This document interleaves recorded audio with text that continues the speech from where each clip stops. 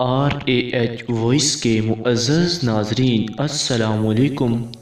میرا نام کنزا ہے۔ میری ایک بڑی بہن اور ایک چھوٹا بھائی ہے۔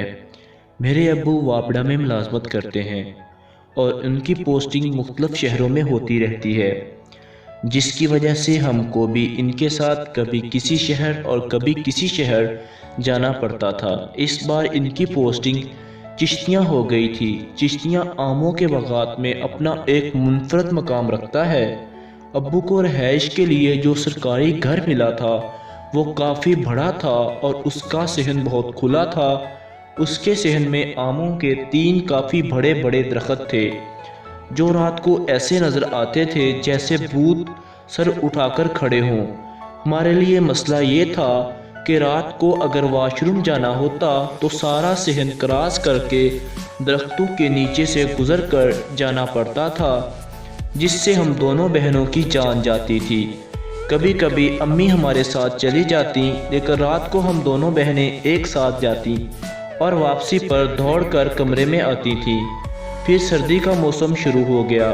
سرے شام ہی اندھیرا چھا جاتا اور سردی کی وجہ سے واش روم بھی بار بار جانا پڑتا تھا، جس کی وجہ سے ہم اکثر رات کو ڈرتی رہتی تھیں۔ پھر ہم دونوں بہنوں نے ایک منصوبہ بنایا کہ اب پیشاب کرنے کے لیے واش روم نہیں جائیں گی، بلکہ کمرے سے نکل کر صحن میں جو چھوٹی سی کیاری موجود ہے، جہاں امی سبزیاں وغیرہ اگاتی تھیں، وہاں پر پیشاب کر کے واپس کمرے میں چلی جایا کریں گی۔